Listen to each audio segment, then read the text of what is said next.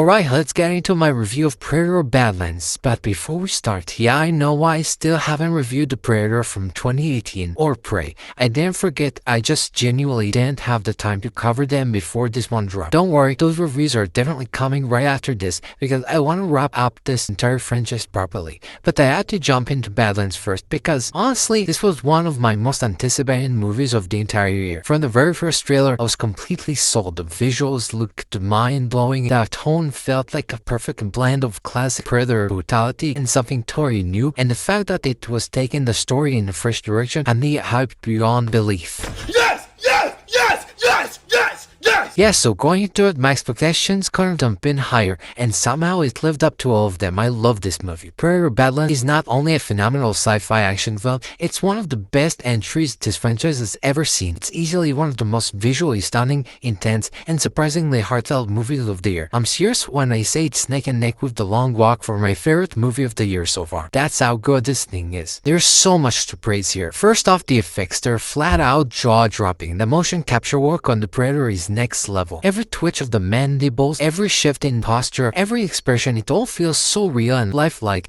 that you almost forget you're watching CGI. The attention to detail is insane, and it might just be the best the Predator has ever looked on screen. Then there's the story. I didn't expect it to hit as hard as it did. You've got this emotionally rich narrative where the Predator is no longer the hunter of humans, but the hero, a completely new angle that gives the franchise a refreshing sense of identity. Watching him form a connection with Thea, this incredibly designed robot companion he finds during his journey, is something I never thought I'd see in a Predator movie, and yet it works so well. Their relationship adds real heart to the chaos. Thea's personality, mannerisms, and especially the way her voice acting conveys emotion, it's genuinely impressive. I need a hand.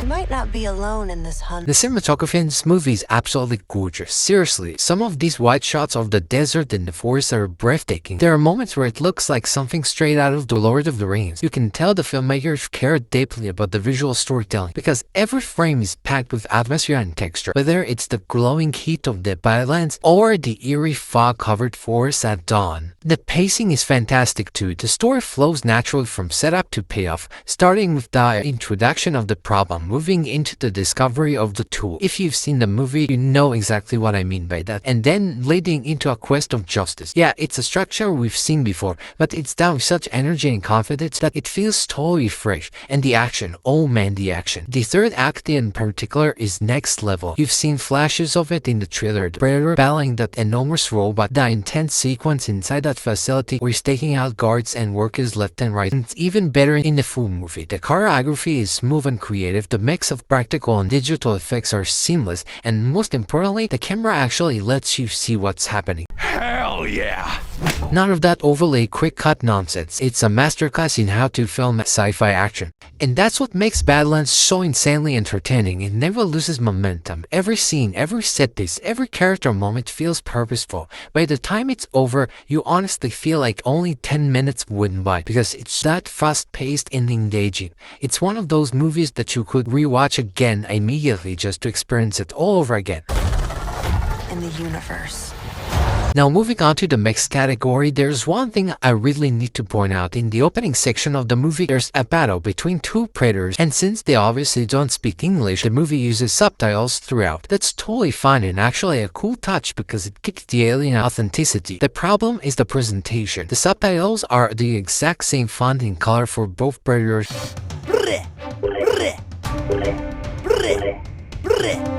So during some of the wide shots, you have no idea who's speaking. It's such a small thing, but when they're both roaring, brawling, and talking in their language at the same time, it gets confusing real quick. It's not deal breaking by any means, but it definitely could have been handled better. No, God!